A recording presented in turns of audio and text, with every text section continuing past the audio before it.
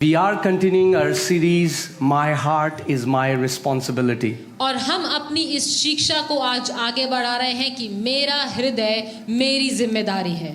And today I want to teach on the root of all evil. और आज मैं आपको हर एक बुरी बात की जड़ बताने वाला हूँ. And maybe you have never seen it like that. और हो सकता है कि आपने इस बात को कभी इस नजरिए से ना देखा हो. But today let's see what the word has to say to us. लेकिन देखते हैं कि आज परमेश्वर का वचन हमसे क्या बोलना चाहता है. Amen. I hope you remember to smile at the preacher. और आशा करता हूँ कि आप सबको याद होगा जैसा मैंने कहा था कि प्रचारक को देखकर मुस्कुराएं. Amen. Amen. And you can respond when you hear the word. और जब आप वचन को सुने तो आप वापस रिस्पॉन्ड If it करें. resonates with you, if you hear which you agree, come on, say amen, because that's the pattern we see in heaven. और जैसा कि हम स्वर्ग में देखते हैं वैसा ही मैं चाहूंगा कि आप करें. जब आप किसी बात से सहमत हो तो आप आमेन कहें. Amen? Amen. All right, open your Bibles to James chapter 3 verses 16. We will see from the Amplified Classic Version. याकूब 3:16 हम एम्पलीफाइड अनुवाद से देखेंगे. For wherever there is jealousy and contention, rivalry and selfish ambition, there will also be confusion, unrest, disharmony, rebellion, and all sorts of evil and vile practices. जहाँ कहीं इसीलिए कि जहाँ डाह और विरोध होता है, जहाँ कहीं दुश्मनी और अपने जहाँ विरोध होता है वहाँ बखेड़ा और हर प्रकार का दुष्कर्म भी होता है. So Bible is saying that jealousy becomes the root of every evil work. तो यहाँ बाइबल बता रही है कि जब हम ईर्ष्या रखते हैं या जलन करते हैं वो हर एक दुष्कर्म की जड़ है. And many times we see jealousy as just an emotion. और कई बार हम ये ईर्ष्या रखने को एक भावना की तरह समझते हैं. So we think it's okay if sometimes we are jealous. और हमें लगता है कि ठीक है कभी कभार चलता है अगर हमने कभी जलन रखी तो. But the Bible is saying लेकिन बाइबल हमें यहाँ बताती है that jealousy कि ईर्ष्या रखना becomes the very root. वो जड़ बन जाता है. And you know, jealousy is born from comparison. और आप जानते हैं ये ईर्ष्या रखना या ये जलन करना ये आता है जब हम अपनी तुलना करना शुरू कर देते हैं. When we are not rooted and grounded in our identity in which God made us. जब हम अपनी पहचान में जड़ नहीं पकड़े हुए. So people who live in constant comparison are usually the most miserable people. तो वो लोग जो हमेशा हर समय अपनी तुलना औरों से करते रहते हैं उनका जीवन ज्यादातर बिखरा हुआ होता है. Because you'll always find somebody better than you. क्योंकि आप हमेशा पाएंगे कि आपसे बेहतर कोई ना कोई है. And as long as you're comparing your life to someone who is better, guess what? We'll have jealousy. और जब आप अपने जीवन की तुलना औरों के साथ निरंतर करते रहेंगे तो क्या होगा? आप जलन करने या ईर्ष्या करने लगेंगे. People who live in jealousy usually are very bitter. वो लोग जो जलन में हमेशा जलन रखते हैं और ईर्ष्या करते हैं वो बहुत कड़वे लोग होते हैं.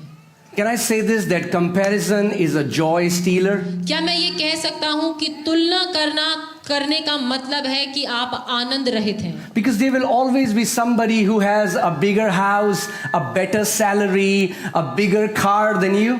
क्योंकि मैं आपको बता दूं कि ये हमेशा होगा कि आपसे बेहतर कोई ना कोई होगा जिसके पास आपसे बेहतर नौकरी, आपसे बेहतर कार, आपसे बेहतर घर होगा. So the pursuit of our life is not after the bigger and better.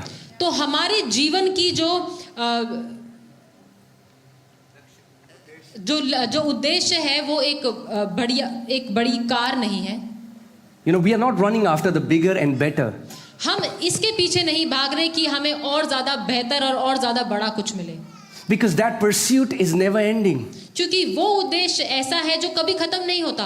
But the Bible says if we pursue, we have to pursue Him and His kingdom and His righteousness. लेकिन Bible बताती है कि यदि हमें किसी बात का पीछा करना है तो वो है परमेश्वर और उसका राज्य और उसका हृदय। Amen?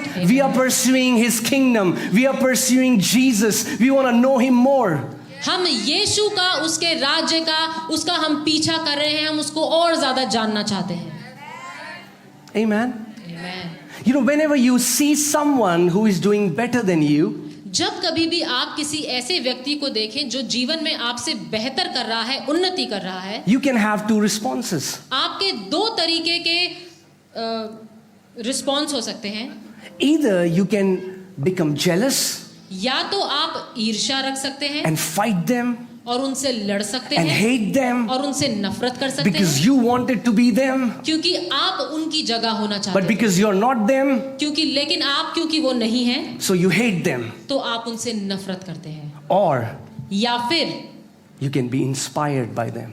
आप उनसे प्रोत्साहित हो सकते हैं, You can go to them आप उनके पास जा सकते हैं and say, I want to learn from you. और कह सकते हैं कि मैं आपसे सीखना चाहता हूँ। That's why the Bible says, people who are humble, they shall be exalted. इसीलिए बाइबल कहती है कि वो लोग जो नम्र हैं वो ऊंचाइयों पर उठाए So जाएंगे। whenever you see someone who is doing better and who is doing something that you want to do, humble yourself, go to them and ask them about their journey.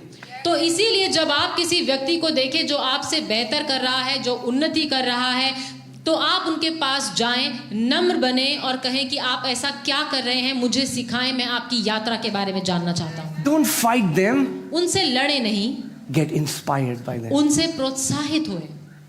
You know, so many people are trying to fight those whom God had ordained to bless them. और कई लोग उन लोगों से लड़ते हैं जिनको परमेश्वर ने नियुक्त किया है कि वो उनको आशीषित करेगा। Amen. Look at Lucifer. Lucifer को देखें, The Bible says he was a beautiful archangel. Bible बताती है कि वो एक बहुत ही खूबसूरत एक स्वर्गदूत था। God had adorned him with the beautiful precious stones. परमेश्वर ने लूसीफर को खूबसूरत रत्नों से उसको सजाया था, But somehow he was not satisfied in his rank. लेकिन फिर भी कहीं ना कहीं वो इसमें संतुष्ट नहीं था। He was not grateful for the place God had given him. वो उस बात के लिए धन्यवादित नहीं था जो परमेश्वर ने उसको जगह दी थी। What happened in heaven? क्या हुआ स्वर्ग में? Jealousy. ईर्ष्या। He got jealous of God. वो परमेश्वर से जलन रखने लगा, ईर्ष्या करने लगा। And he said, I want to be like him.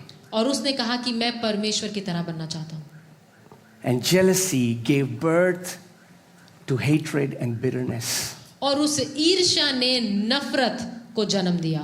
And once who was a creation of God became the enemy of God. और वो जो एक समय परमेश्वर की सृष्टि था, वो परमेश्वर का दुश्मन बन गया।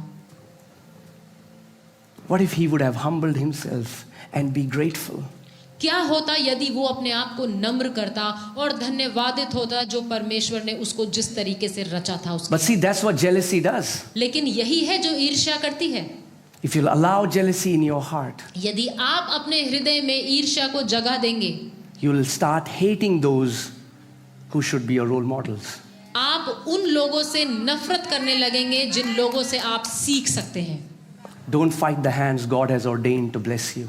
उन हाथों से नफरत ना करें, उनसे लड़े ना जिनको परमेश्वर ने आपके जीवन में रखा है कि उनके द्वारा आपको आशीषित कर सके। Look at the story of Abel and Cain. हाबिल और केन की कहानी को देखें।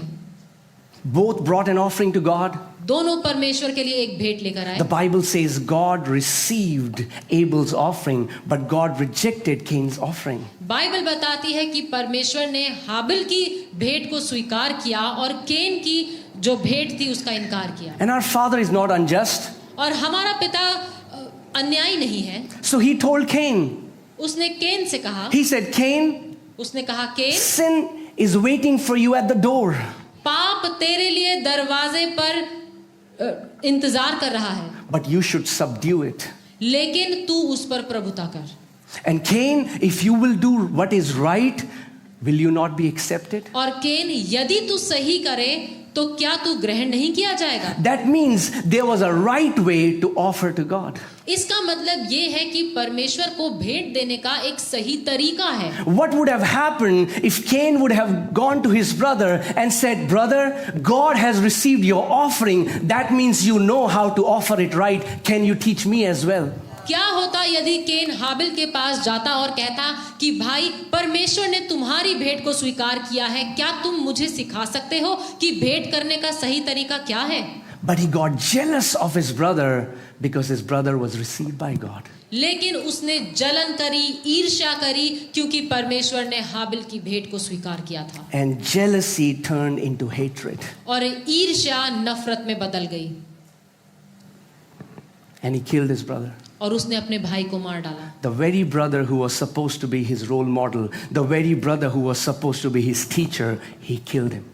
वही भाई जो उसको सिखा सकता था, जो उसका शिक्षक बन सकता था और उसको भेंट करने का सही तरीका बता सकता था, केन ने हाबिल को मार डाला. And became a vagabond. और एक भगौड़ा बन गया. So many people keep running from one church to another.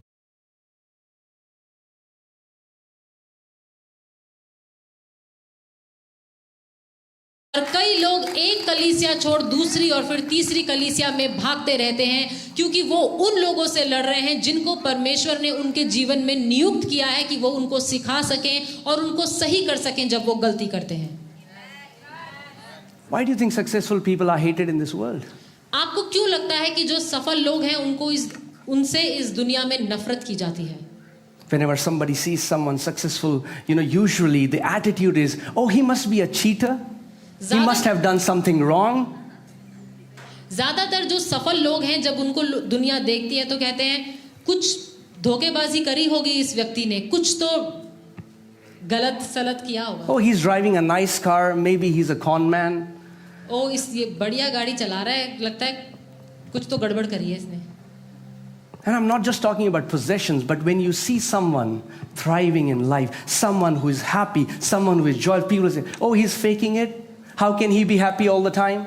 और मैं सिर्फ चीज़ों के बारे में बात नहीं कर रहा हूँ, लेकिन जब आप देखते हैं कि कोई इंसान है जो अपने जीवन में बहुत खुश है, बहुत उन्नति और तरक्की कर रहा है, तो लोग कहते हैं, अरे झूठ मूठ का हंस रहा है, इतना खुश कैसे रह सकता है? But what if, rather than being jealous, we will get inspired? लेकिन क्या होगा यदि हम ईर्ष्या और जलन न रखकर उनसे प्रोत्साहित हों? Amen. A humble person is a teachable person. एक नम्र व्यक्ति ही वो व्यक्ति है जिसको सिखाया जा सकता है. And if you are humble, God will teach you even from little kids. और यदि आप एक नम्र व्यक्ति हैं तो परमेश्वर आपको छोटे बच्चों के द्वारा भी सिखाएगा. It's my daughters who have taught me about the loving heart of our Father. यदि मेरी बेटियों ने मुझे पिता के उस प्रेमी हृदय के बारे में बताया है. But what happens when we become prideful, when we are jealous, when we think we know it all, we shut every avenue from which we had to learn. क्या होता है जब हम घमंड से भर जाते हैं और कहते हैं कि हमें सब कुछ आता है, तो हम क्या करते हैं कि अपने जीवन के हर एक उस दरवाजे, हर एक उस रास्ते को बंद कर देते हैं जहां से कि हम सीख सकते हैं. Don't allow jealousy in your heart. अपने हृदय में ईर्ष्या और जलन की भावना को कोई जगह न दें. Jealousy is poisonous. ईर्ष्या रखना जहरीला होना है. Because if you are jealous of somebody and if they win, you will receive it as you have lost. और यदि आप ईर्ष्या रखते हैं, जिस व्यक्ति से आप ईर्ष्या रखते हैं, जब वो अपनी जिंदगी में किसी भी बात में तरक्की करेंगे या जीतेंगे, आपको ऐसा लगेगा कि आप हार गए. You are looking for a job, your friend is looking for a job, and he got a nice job. आप एक नौकरी तलाश कर रहे हैं, आपका दोस्त एक नौकरी तलाश कर रहा है और आपके दोस्त को नौकरी मिल गई. What happened? क्या हुआ? Soon after that, you don't want to see his face. थोड़े ही समय के बाद अब आप उसका चेहरा भी नहीं देखना चाहते. You don't want to receive his call. आप उसका फोन नहीं उठाना चाहते. What happened? क्या हुआ? Did he do anything wrong to you? क्या उसने आपके साथ Did he कुछ गलत harm किया? you? क्या No, just because he got a job that you wanted, you allowed jealousy in your heart. सिर्फ इसीलिए क्योंकि जो नौकरी आपको चाहिए थी वो उसको मिल गई, आपने जलन और ईर्ष्या को अपने हृदय में जगह दे दी। What if you would have gone to him and said, "Can you tell me how you gave the interview? What was the way that you answered the questions that they were asking you?" क्या होता यदि आप अपने दोस्त के पास जाते और पूछते, ऐसा क्या हुआ, तुमने ऐसे कौन से सवालों के जवाब दिए, किस तरीके से दिए कि तुम्हें ये नौकरी मिल गई, मुझे भी सिखाओ। Abel had done no wrong to Cain. हाबिल ने केन के साथ कुछ गलत नहीं किया था। There was absolutely nothing wrong that he did. उसने कुछ भी गलत नहीं करा था, But still, Cain killed him. लेकिन फिर भी केन ने हाबिल को मार डाला। You know, so many people hate you because you are blessed by God. आप जानते हैं कई लोग आपसे नफरत करते हैं सिर्फ इसीलिए क्योंकि आपको परमेश्वर ने आशीषित किया है। You have done them no wrong, आपने उनके साथ कुछ भी गलत नहीं किया, but because they see the blessings of God in your life. लेकिन क्योंकि वो आपके जीवन में परमेश्वर की आशीषों को देखते हैं। So rather than lusting for it, if they would have been learning, they would have received the same. तो बजाय इसके कि वो इन चीजों के लिए जलन रखते लेकिन आपसे सीखते, तो वो भी आज परमेश्वर की आशीषों का फायदा उठाते। Amen? Many times we don't even pay attention to our heart. कई बार हम अपने हृदय की ओर ज्यादा ध्यान भी नहीं लगाते। So many believers, you know, they just want to go out and preach the gospel and heal the sick, and that is powerful. That's our mandate. Jesus has told us to do that. और बहुत से विश्वासी चाहते हैं कि वो जाएं, सुसमाचार का प्रचार करें और बीमारों को चंगा करें, और ये बहुत अच्छी बात है। यीशु ने हमें ये आज्ञा दी है कि हम ऐसा करें और हमें करना चाहिए। But maturity is not that. लेकिन सयाना होना ये नहीं है। You can do all of that and still you can be a very immature believer. आप ये सब कुछ कर सकते हैं, लेकिन उसके बावजूद भी आप एक सयाने विश्वासी नहीं बन सकते। You know, because the day we will stand before God, क्योंकि जिस दिन हम यीशु परमेश्वर के सामने खड़े होंगे, we will not be judged on how we did. What we did will be judged on our intentions. तो हमारा न्याय इस बात से नहीं होगा कि हमने क्या क्या प्रभु के लिए किया, लेकिन हमारे मन के उद्देश्य और किस इंटेंशन से हमने करा, उससे फर्क पड़ता है। Maturity has to do with how you take care of your heart. सयाना होने का मतलब है कि आप अपने हृदय की जिम्मेदारी, अपने हृदय का ख्याल कैसे रखते हैं। You know, one time in Africa, there was an outbreak of a disease. Africa में एक बार एक बहुत बड़ी महामारी आई। People started getting diarrhea, they were nauseated, and they started dying. और उनको उनकी तबीयत खराब होने लगी, उनको दस्त आने लगे, उल्टियां करने लगे और लोग मरने लगे। So the news went to the city, और ये जो खबर थी ये शहरों तक and they पहुंची, sent a team of experts to find out what's wrong. और उन्होंने एक्सपर्ट्स की एक टीम को भेजा ये जानने के लिए कि क्या हुआ है। After doing research for days, they found out that the water was contaminated. और कई दिनों की छानबीन करने के बाद उन्हें पता चला कि जो वहाँ का पानी है वो खराब है। So they traveled uphill for days and went to the source of that water.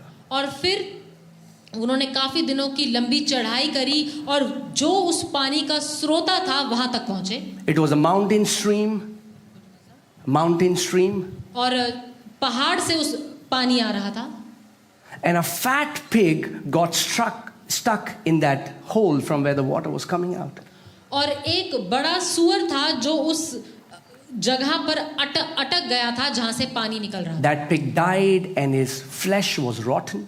और वो सूअर वहीं ही मर गया था और उसका पूरा मांस सड़ गया था। And because of that, the entire water was being contaminated. और इसकी वजह से जो सारा पानी था वो दूषित हो गया था। The Bible says in Proverbs 4:23, guard your heart, from out of it flows the issues of life. नीति वचन 4:23 में परमेश्वर का वचन कहता है कि सबसे अधिक अपने मन की रक्षा कर, क्योंकि जीवन का मूल स्रोत वही है। See, that's the difference between religion and kingdom. Religion focuses so much on external. What kind of clothes is this man wearing? What kind of hairstyle he has? What kind of shoes he's wearing? But the Bible says God does not look at the outward appearance. His eyes penetrate and go deeper, and he sees what is hidden in your heart. धर्म में और परमेश्वर के राज्य में यही फर्क है। धर्म हमेशा बाहरी रूप रंग पर जोर डालता है कि इसने कैसे कपड़े पहने हैं, कैसे बाल बनाए हैं, कैसे जूते पहने हैं, लेकिन बाइबल बताती है कि परमेश्वर हमारे हृदय को, हमारे हृदयों के मकसद और उद्देश्यों को जांचता और परखता है। So many believers बहुत have से विश्वासी lost that joy of salvation and they don't know why. और बहुत से विश्वासी ऐसे हैं जिन्होंने उस उद्धार के आनंद को खो दिया है और वो नहीं जानते कि ऐसा क्यों हो गया है। Because something unclean is stuck at the source. क्योंकि कुछ ऐसा है जो दूषित है और वो उनके उस स्रोते पर आकर के अटक गया है। They've allowed offenses, bitterness, criticism to go deep into their heart and allowed that to contaminate their heart, and then everything that comes out of that heart is contaminated. और उन्होंने बुरा मानना, जलन रखना, ईर्ष्या रखना, ये सबको अपने हृदय में जगह दे दी है और उसके बाद जो कुछ और वो आकर उनके हृदय में अटक गई है, उसके बाद जो कुछ उनके जीवन से निकलता है वो सब दूषित होता है। You know, we can do ministry with such a wrong intention. हम सेवकाई गलत उद्देश्यों के साथ भी कर सकते We हैं। can compete with other churches in the city and say we want to be the biggest, we want to be the largest because we want to show we are something, and in God's eyes that is a contaminated ministry. और हम औरों के साथ तुलना कर ये अब कह सकते हैं कि हम एक बड़ी सेवकाई चाहते हैं, बड़ी कलीसिया चाहते हैं, क्योंकि हम औरों को दिखाना चाहते हैं और परमेश्वर की नजर में ऐसी सोच और ऐसी सेवकाई एक दूषित सोच है। Can I say this? क्या मैं ये कह सकता हूँ? I don't have to have what you have. मेरे पास वो होने की जरूरत नहीं है जो आपके पास है। I don't have to do what you do. मुझे वो करने की जरूरत नहीं जो आप करते हैं। You don't even have to like me for me to be happy. और मेरे खुश रहने के लिए ये जरूरी नहीं है कि आप मुझे पसंद करें। Because my joy is not based on what you think about me. My joy is based in my identity that is in Christ Jesus. मेरा आनंद इस बात पर निर्भर नहीं करता कि आप मुझे पसंद करते हैं कि नहीं, लेकिन मेरा आनंद इस मेरी पहचान पर जो यीशु मसीह मेरे बारे में कहता है उस पर निर्भर करता है। Come on, turn to your neighbor and say, quit the rat race. अपने पड़ोसी की ओर देखें और बोले इस चूहा दौड़ में भागना बंद करें। Because if you're in a rat race and you want to be the biggest, you want to be the largest, because you want to show off that you are someone, guess what? Even if you come first, you are still a rat. क्योंकि इस चूहे की दौड़ में मैं आपको बता दूं, यदि आप ये दिखाना चाहते हैं कि आप सबसे बेहतर और सबसे बड़े हैं और यदि आप जीत भी गए तो भी याद रखिए आप चूहे ही रहेंगे। My identity is secured that I'm loved by my heavenly Father. मेरी पहचान इस बात में है, इस बात में सुरक्षित है कि परमेश्वर मुझसे बहुत प्रेम करता है। I don't do what I do so that I can get brownie points from God and so that God will love me more. He already loves me with an everlasting love. मैं जो भी कुछ करता हूँ वो इसीलिए नहीं करता कि मैं परमेश्वर को खुश कर सकूं और वो मुझसे और प्रेम कर सके। मैं जानता हूँ कि मैं जैसा भी हूँ परमेश्वर ने मुझसे अनंत से प्रेम किया है। You know, the Bible says that Jesus gave talents to different people according to their ability. यीशु मसीह ने एक दृष्टांत बताया बाइबल में और कहा कि उसने अलग-अलग लोगों को उनकी हैसियत के उनकी काबिलियत के हिसाब से उनको तोड़े दिए। I don't have to be jealous because your ability is more than me. I have to focus on that I want to serve God with all of my ability. मुझे आपकी काबिलियत देखकर ईर्ष्या या जलन नहीं रखनी, लेकिन मुझे ये देखना है कि जो मेरी काबिलियत है, जो मुझे दिया गया है, मैं अपने उस पूरे मन और अपने पूरे जीवन से उसकी सेवा कर If सकूं। my father gave me one talent, then I'll be faithful in that one talent. यदि मेरा पिता मुझे एक तोड़ा देता है तो मैं अपने उस एक तोड़े में पूरा विश्वास If योग्य my father has given me 5 talent, then I'll be faithful in 5 talent. यदि परमेश्वर ने मुझे 5 तोड़े दिए हैं तो मैं उन 5 तोड़ों में विश्वास योग्य But रहूंगा। guess what? लेकिन सोचिए क्या, If you look at someone else who got 10 talent and you got jealous, you will do nothing with the talent that God gave you. यदि आप देखें कि परमेश्वर ने किसी को 10 तोड़े दिए हैं और आपको 5 और आप उस 10 तोड़े वाले व्यक्ति से जलन करने लगे तो सोचिए क्या होगा, आप अपने उन 5 तोड़ों का भी कुछ नहीं कर पाएंगे। Oh God, I want to do ministry, but I just have 20 people. It's been 10 years. So what? Love those 20 people with all your heart. Build them up. Equip them in Christ. Because Bible says he who is faithful in least, Hallelujah. he will be given much. आप कहेंगे कि प्रभु 10 साल हो गए और मेरे पास सिर्फ 20 ही लोग हैं, तो मैं कहूंगा तो क्या आप उन 20 लोगों से बेइंतहा प्यार करें, उनको सिखाएं, उनको सशक्त बनाएं, क्योंकि बाइबल बताती है जो कोई थोड़े में विश्वास योग्य है वो ज्यादा में भी विश्वास योग्य है।